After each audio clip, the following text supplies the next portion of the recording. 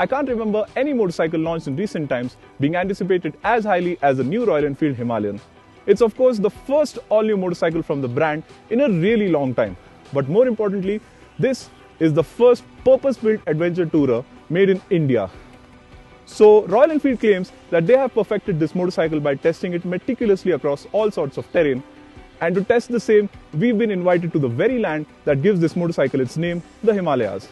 Well, the conditions aren't great. As you can see, this carpet of snow, there's rain, it's cold, wet, and of course there's lots of slush and black ice on the roads. But we couldn't have asked for better conditions to test this motorcycle, you know. So is this really the bike that we've all been waiting for? Let's find out.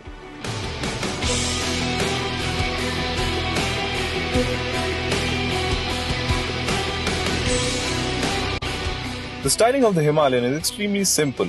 A round headlamp with a tall windscreen, a rather slim fuel tank with well-designed knee recesses, a scoop seat, mounts for panniers which are on offer as an accessory, LED tail lights, and a tall stance with the long travel suspension and beak in front complete its adventure tourer look. The word Himalayan is etched across the front beak, fuel tank and rear mudguard in an interesting way, and it looks nice. I also like the fact that there's barely any breakable plastic on the motorcycle. The Himalayan gets additional mounts for jerry cans on both sides of the tank, which is thoughtful. Now clearly Royal Enfield has gone in for a minimalistic approach as compared to the bigger, far more expensive adventure tourers, which should work well in the Indian context. The clocks are the most comprehensive ones we've ever seen on a Royal Enfield, and they offer a lot of information. The design of the clocks is an interesting one too, and apart from the usual speedo, odo, tachometer and fuel gauge, the Himalayan's instrument cluster also includes a separate pod for a digital compass that tells you the direction that you're riding in. Another display below the speedometer includes a digital gear indicator, 2 trip meters, average speed readout, side stand indicator, a clock and a temperature gauge as well. Now that's a lot of information.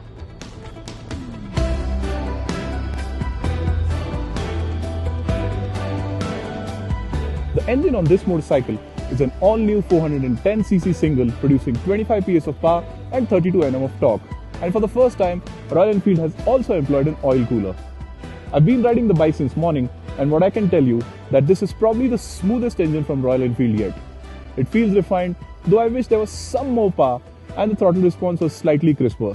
Well, that said, this bike is aimed at buyers graduating from smaller machines, say a 150cc, and the power feels apt for that segment of buyers.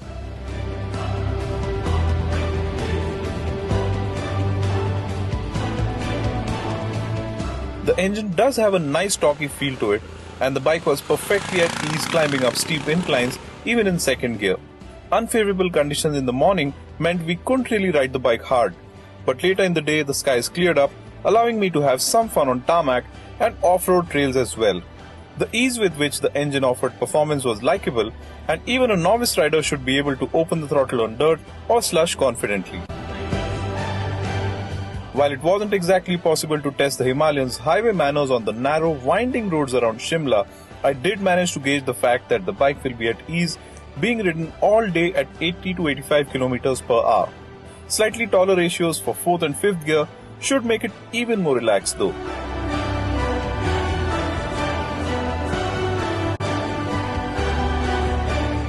I'm sure a lot of you are curious about the exhaust note. Now if you come looking for the traditional Royal Enfield thump, you will be disappointed, but let me tell you, the Himalayan sounds really nice. I like the way it sounds at idle and even on the go. There's a nice throaty feel to the note.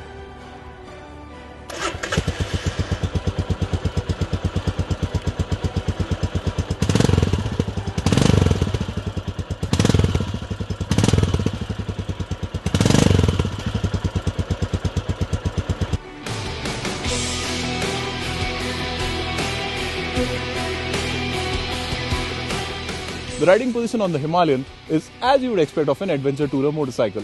It's got a tall stance, you sit pretty high, though I like the fact that the seat height is just 800 mm, which is perfect for us Indians who are not as tall as the Europeans.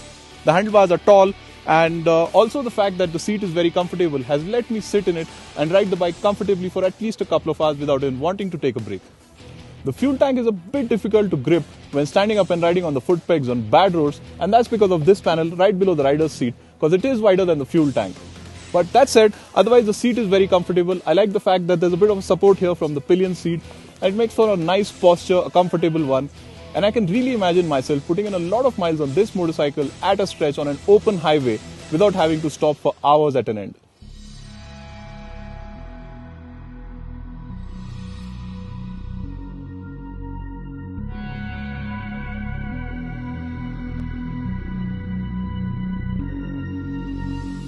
I'm pleasantly surprised with the amount of confidence the Himalayan inspires with its kind of handling, and I'm pretty sure right now that this is easily the best handling motorcycle from Royal Enfield till date. Credit that to the amount of testing gone into developing its chassis, the 41mm forks up front which offer 200mm of travel, the monoshock at the back with 180mm of travel, and the monoshock, by the way, is the first for any Royal Enfield ever. Also, a lot of confidence comes in from the 21-inch wheel in front and the 17-inch wheel at the back, which inspires a lot of confidence, especially when riding on dirt or slush. Due credit also goes to the dual-purpose C8 tires that do a wonderful job of inspiring confidence, be it on wet roads, snow, slush or dirt. Dual-purpose tires are known to scare the average rider from pushing hard on wet roads, but the C8 tires allowed me to ride fast, brake hard and lean easily into corners on tarmac.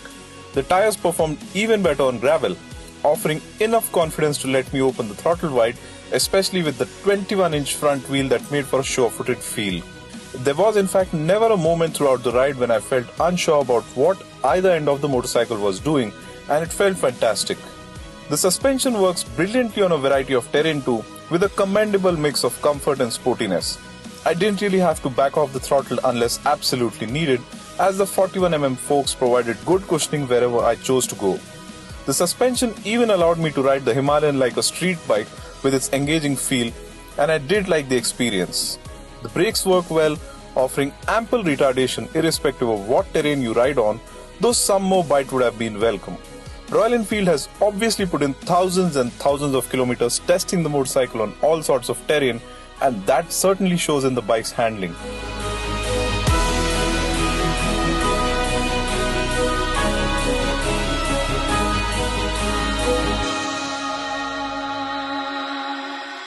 So is this the motorcycle you should be looking at if you wish to go touring and explore the world on two wheels? I think yes. The Royal Enfield Himalayan has a lot going for it. I like the way it handles, it's got decent performance, good brakes, chassis, nice tires, and it runs a carburetor instead of fuel injection. That means you could sit and work on it and tune the carburetor to your liking in the remotest of places. And it's got a 14-liter fuel tank, so that means that even if the tank is full, the bike is not going to be too heavy. And Royal Enfield is claiming a 4 to 500 kilometer tank range, which is fantastic for touring. And unlike the super expensive, large capacity, heavy adventure tourers on sale currently, this one is small, compact, it handles well and it's easy to ride for anybody. And of course, it is significantly inexpensive than those said tourers. The Himalayan becomes all the more alluring when you consider its price of just Rs 1.55 lakh ex-showroom in Mumbai.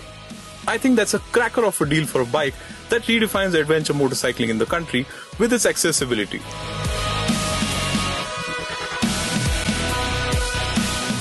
The build quality is also really good, as the bike took all of our thrashing yesterday without a hitch. With this bike, I can say that Royal Enfield has a winner on its hands, and I can imagine a lot of bikers and enthusiasts hitting the road or the Himalayas with the Himalayan.